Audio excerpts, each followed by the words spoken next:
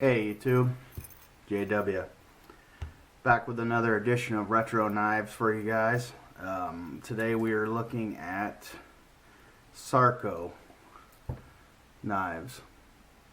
Sarco's been around since I think 1968 they started, and they're mostly an importer of knives overseas. And they made a lot of first Japanese, and you know how it goes. First the Japanese made the knockoff knives, which were actually really good knives. Then it went to Taiwan, and now where we're at presently with China. Sarco pretty much made a replica of, you know, like the Bucklight. Like this is a copy of the Swiss Champ,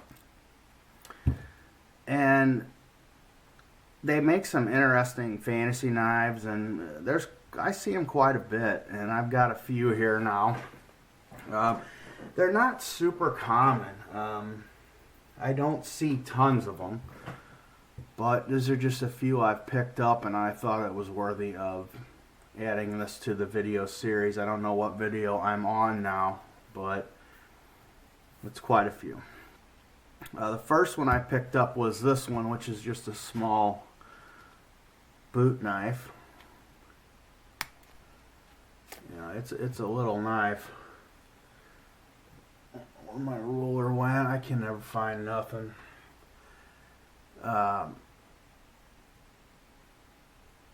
Double-edged dagger. You can see surgical steel.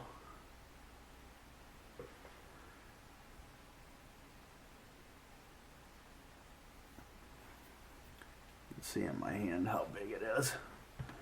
Small knife, but it's a cool looking little knife with the green.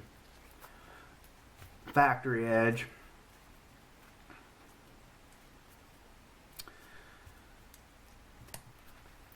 Another one which I did a photo shoot on that turned out to be quite popular, which I have seen this knife and other variations that weren't from Sarco, but this one is. See there, Sarco. It is the silver leaf knife, which it's a really cool knife. I mean, and it's actually ergonomic. I mean, it's got a keychain here for a key ring where you could, you know, looks like a leaf, but slide it open and you actually have a pretty fairly ergonomic knife there. Just a cool looking little knife. Silver leaf. I like that one. It's neat looking. And then I've only have three. I just got this one the other day. Haven't really cleaned it up, done anything to it. I paid $10 for it, which I think was a pretty good deal. It's the Sarco Nifty Knife. It's just a copy of the Swiss Champ. I always wanted to get a Swiss Champ, but for some reason I never did. I mean, as you can see when you look at this, you know, the quality of this is not as good as a Victorinox or a Wegener. Obviously, very high quality. Well, let's see what we've got here. Got a corkscrew with a small flathead inside of there. You've got, looks like another flathead with a scraper here. This looks like a leather, possibly a leather working tool on the back. And you've got another one over here, which is just, I know that's just an awl. And you've got the toothpick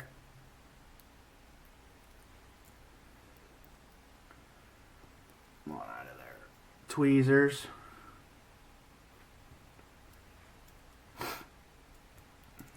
Keychain ring.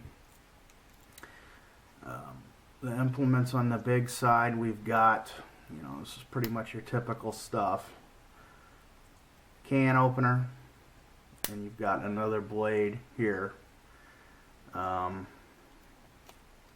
Flathead with another opener. I'm not really for sure, there's two different notches there. Magnifying glass, which I just saw Dave Canterbury's video where he started a fire with that with some chaga, I believe. Phillips screwdriver.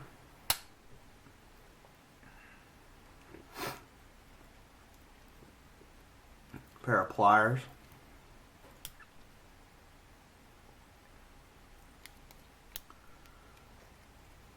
Of course, scissors. Small utility blade, which I find in the Swiss Army knives that these small blades end up getting used the most, it seems like. Your big main blade, which is stamped stainless china. You've got a saw, sharp saw. You've got two more. You've got the fish scaler and a file. So if I'm not mistaken, it has all the same stuff as the Swiss Champ, which hopefully I'll be getting one of these days. I never see one at a price I was wanting to pay, you know. And I saw this and I just thought it was kind of funny. Nifty Knife. And so that's pretty much it. You'll see them around.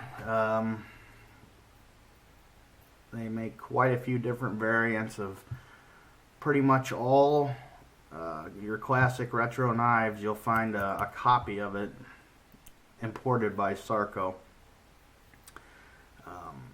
They still to this day have a website. You can go to sarco.com and check it out and see what they're up to these days. I just glanced at it, but yeah, I just always find when I see a Sarco, I see something kind of interesting, so I thought I would add this to the series, and I appreciate you guys watching, and stay tuned for another edition of Retro Knives.